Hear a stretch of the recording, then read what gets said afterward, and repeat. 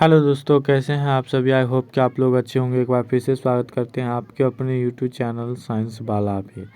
तो जो स्टूडेंट्स हमारे चैनल पर न्यू हैं, हमारे चैनल को सब्सक्राइब कर लीजिएगा और बेल आइकन को ऑल प्रेस करना नहीं भूलिएगा। तो आज जो है सफलता सीरीज का जो है सीरीज नंबर जो है वह 10 है। ठीक है, अगर 9 नहीं देखे हैं तो हमारे चैनल पर जा कर के देख सकते हैं। तो आज का जो हमारा चैप्टर है वह है पौधों में श्वसन, और जो हमारा आज का टॉपिक है वह है क्या, पौधों का श्वसन का परिचय तथा प्रकार। ठीक है, तो पहला जो हमारा क्वेश्चन आ जाता है वह आ जाता है, निम्न में से कौन सी फास्फोराइलेटिंग की इकाई है। तो इसकी जो इकाई हो जाएगी वह हो जाएगा ऑक्सीसोम हो जाएगी। ठीक है, अब अगला क्वेश्चन है, वायवीय श्वसन पथ को सही सही क्या कहा जाता है। एनसीईआरटी का प्रश्न है, तो इसको सही सही कहा जाता है उभय बलयिक कहा जाता है। अब अगला है, किसमें श्वसन की दर तीव्र होती है। तो किसमें श्वसन की दर तीव्र होती है, तो किसमें श्वसन की दर तीव्र होती है, तो अंकुरणशील बीज में होती है श्वसन की दर तीव्र। तो इसका जो ये देखिए एनसीईआरटी का प्रश्न है, तो इसका जो आंसर हो जाएगा इसका हो गया। अब अगला क्वेश्चन है, ग्लूकोज के 40 अणु के पूर्ण ऑक्सीकरण के दौरान पादप तंत्र में निर्मित होने वाले एटीपी अणुओं की संख्या क्या होगी। तो 1520 होगा। कितना होगा, 1520 हो जाएगा इसका आंसर। अब अगला क्वेश्चन है, ऑक्सीश्वसन का उत्पाद है। तो ऑक्सीश्वसन का उत्पाद क्या हो जाएगा, ऑक्सीश्वसन का उत्पाद मैलिक अम्ल हो जाएगा। अब अगला है, एडीपी से एटीपी में परिवर्तन के समय कितनी ऊर्जा खपत होती है। तो 7300 कैलोरी मोल होती है। ठीक है, प्रोटोप्लाज्मिक श्वसन में प्रयुक्त होता है। तो प्रोटोप्लाज्मिक श्वसन में क्या इसमें से प्रयुक्त होता है, तो प्रोटीन प्रयुक्त होता है। वायवीय श्वसन के दौरान विमोचित ऊर्जा का कितना भाग एटीपी के रूप में संचित रहता है। तो एटीपी के रूप में 40% भाग रहता है संचित। अब अगला है, ग्लाइकोलाइसिस क्रेब्स चक्र तथा वसा अम्ल के बीटा ऑक्सीकरण में पाई जाने वाली उप संयोजक कड़ी कौन सी है। ये बीएचयू 2000 ईस्वी का प्रश्न है, और यह सब अथवा करके इसी क्वेश्चन को पूछा गया है। क्या पूछा गया है, श्वसन माधित वसा और कार्बोहाइड्रेट और प्रोटीन के भंजन में कौन सा उपापचय सामान्यतः होता है। ये नीट 2013 का प्रश्न है। तो इसका जो आंसर हो जाएगा मेरे पास वह आ जाएगा एसिटाइल को एंजाइम हो जाएगा। क्या हो जाएगा, सॉरी रुक जाइए, हाँ क्या है, तो एसिटाइल को एंजाइम इसका आंसर हो जाएगा। अब अगला क्वेश्चन है, क्लोरोप्लास्ट तथा माइटोकॉन्ड्रिया में एटीपी संश्लेषण का केमियोऑस्मोटिक सिद्धांत आधारित है। तो किस पर आधारित होता है, तो यह आधारित होता है प्रोटॉन प्रवणता पर आधारित होता है।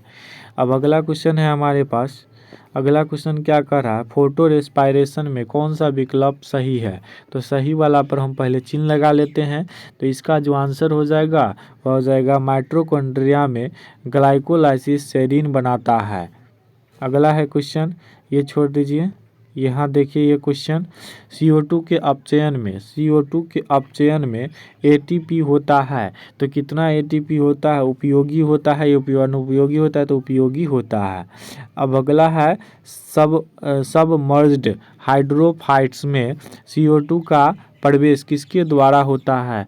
तो ये होता है आपको एपिडर्मिस से केवल घुलित कार्बोनेट के रूप में और एपिडर्मिस से केवल बाइकार्बोनेट के रूप में, यानी ऑप्शन नंबर डी सही हो जाएगा, बी और सी। ये छोड़ दीजिए, चलिए अगला देखिएगा। अगला क्वेश्चन है,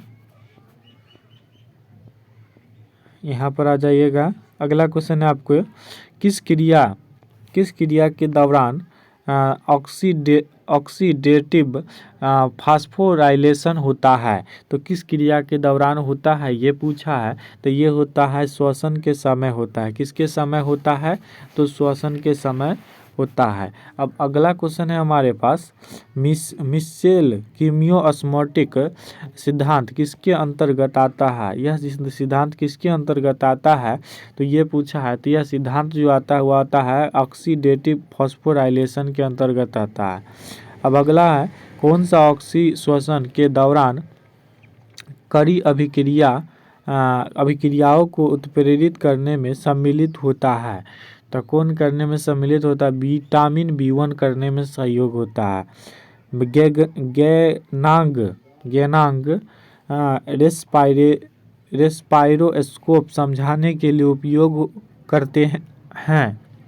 क्या उपयोग करते हैं? तो वायवीय श्वसन के दौरान CO2 का निर्माण। अगला है ATP की खोज किसके द्वारा की गई? तो ATP की खोज किसके द्वारा की गई थी?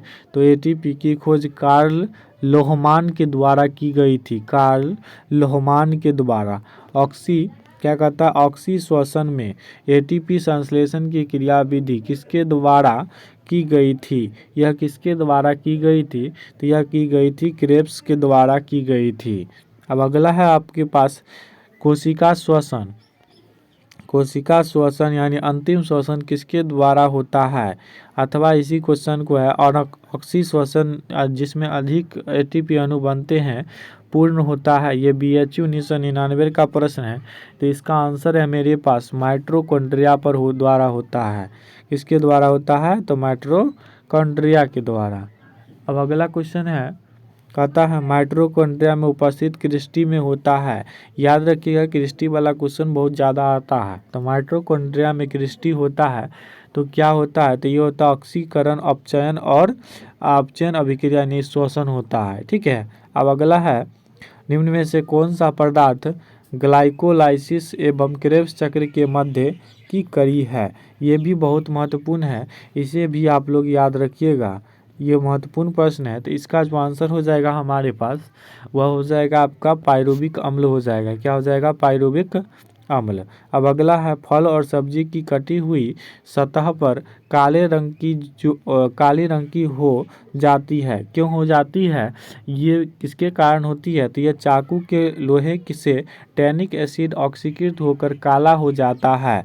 तो चाकू से कौन सा एसिड निकलता है? तो टैनिक एसिड ऑक्सीकृत होकर के चाकू से क्या हो जाता है? ये टैनिक एसिड निकलता है जिसके कारण वह काला हो जाता है काटने के बाद। अब अगला क्वेश्चन है आपके पास, कहता है निम्न में से कौन सा वक्तव्य श्वसन क्रिया के लिए अधिक सही है? अधिक सही है मतलब ज़्यादा, सब में से क्वेश्चन में से सब ऑप्शन में से कौन सा सबसे ज़्यादा सही है? तो श्वसन में O2 और हाइड्रोजन से क्रिया कर पानी बनाता है, ये क्या है? सही है।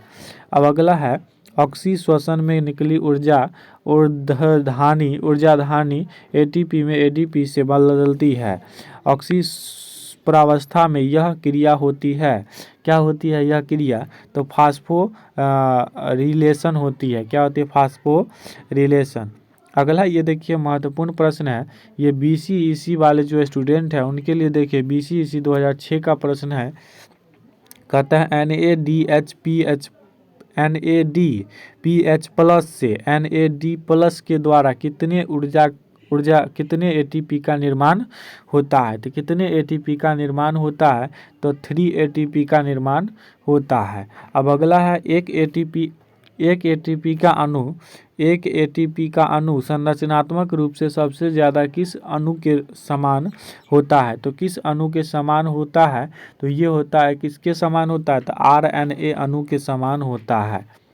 अब अगला क्वेश्चन है आपके पास, कहता है कोशिकीय श्वसन के दौरान एक ग्लूकोज के पूर्ण ऑक्सीकरण में परिणाम स्वरूप कितना ऊर्जा बदलती है?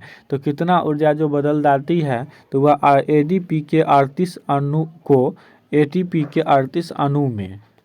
ठीक है। अब अगला देखिए, रेस्पिरेशन में सबसे पहले प्रयोग होता है। रेस्पिरेशन में सबसे पहले क्या प्रयोग होता है? तो सबसे पहले हेक्सोज का प्रयोग होता है। किसका प्रयोग होता है? हेक्सोज का। अगला क्वेश्चन है अब हमारे पास, यूकेरियोटिक कोशिका में निम्न में से कौन सा कोशिकांग अनुपस्थित होने पर शर्करा एवं वसा का एसिटाइल कोएंजाइम में परिवर्तन नहीं होगा? तो इसका जो आंसर हो जाएगा आपके पास माइटोकॉन्ड्रियन हो जाएगा। अब अगला क्वेश्चन है, लवण श्वसन को कहते हैं। तो लवण श्वसन को हम लोग क्या बोलते हैं? इसे हम लोग क्या बोलते हैं? तो इसे हम लोग एनायन श्वसन बोलते हैं। क्या बोलते हैं? एनायन श्वसन। अब अगला है हमारे पास वार्षिक पौधे किस रचना द्वारा O2 ग्रहण करते हैं? तो किस संरचना के द्वारा ग्रहण करते हैं? रंध्र द्वारा ग्रहण करते हैं। अब अगला है बीजों में श्वसनीय गैसों का विनिमय किस संरचना द्वारा होता है? तो किस संरचना द्वारा होता है? तो ये होता है आपको बीजांड द्वारा होता है। किसके द्वारा होता है? तो बीजांड के द्वारा। अब अगला है हमारे पास अनोक्सी श्वसन उत्पन्न करता है। तो अनोक्सी श्वसन क्या उत्पन्न करता है? तो 10 NADH2 और 2 FADH2 और 2 GTP और 2 ATP तोड़ता है। ठीक है। अब अगला क्वेश्चन पर आइएगा क्या है अगला क्वेश्चन? अगला क्वेश्चन है अब हमारे पास श्वसन आधार के रूप में प्रोटीन का उपयोग तब होता है जबकि क्या होता है? जबकि दोनों समाप्त हो जाएं। अब अगला क्वेश्चन है पादप कारिकी के लिए आप कौन सा वैज्ञानिक पत्र लगाएंगे? आप कौन सा वैज्ञानिक पत्र लगाएंगे? पादप में श्वसनीय क्रियाएं लगाएंगे। अब अगला है आपका ATP क्या कहता है? ATP के संश्लेषण के लिए रसायन प्राशी यानी केमियोस्मोटिक क्रिया विधि के द्वारा प्रस्तावित की गई है। तो क्या प्रस्तावित की गई है ये पूछ रहा है। तो ये P. मिशेल द्वारा प्रस्तावित की गई है। ये छोड़ दीजिए, उतना महत्वपूर्ण नहीं है। अब देखिए अगला श्वसन की दर को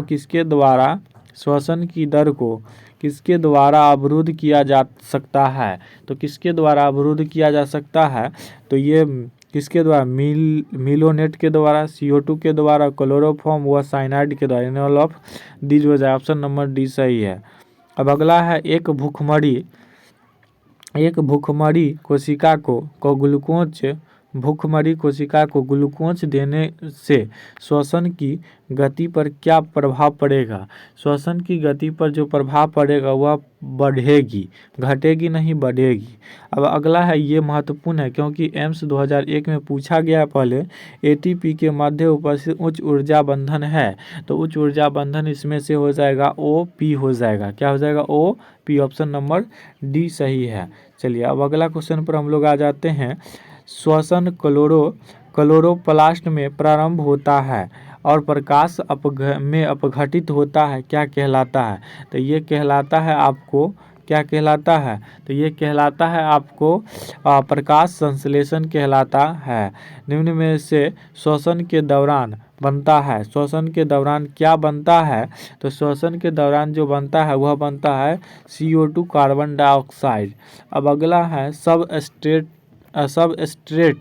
स्तर फास्फोरिलेशन में कितने ATP उत्पन्न होते हैं? BHU 2000 ईस्वी का प्रश्न है। तो कितने उत्पन्न होते हैं? तो 6 उत्पन्न होते हैं। कितने होते हैं? तो 6। अब अगला है सुक्रोज के एक अणु में ऑक्सी श्वसन से नेट कितने ATP उत्पन्न होते हैं? तो कितने उत्पन्न होते हैं? तो इसमें हो जाएगा 76 ATP हो जाएगा। कितना हो जाएगा? 76 ATP हो जाएगा। अब अगला है कोशिका क्रियाशील में ऊर्जा का सामान्य स्रोत जो है इसका या कोशिका की ऊर्जा मुद्रा है। कोशिका की ऊर्जा मुद्रा क्या है? अथवा करके किसी जीवधारी में सर्वाधिक ऊर्जा प्रति अणु किससे प्राप्त होती है? तो यह किससे प्राप्त होती है ये पूछा है। तो ये होती है ATP से प्राप्त होती है। अब अगला है उचित युग्म बनाइए। तो उचित युग्म बनाना है इसमें। तो उचित युग्म क्या बनाना है इसमें? तो उचित युग्म में इसमें देखिएगा इसका हो जाए ग्लाइकोलाइसिस, माइटोकॉन्ड्रिया चक्र और साइटोप्लाज्मिक मैट्रिक्स।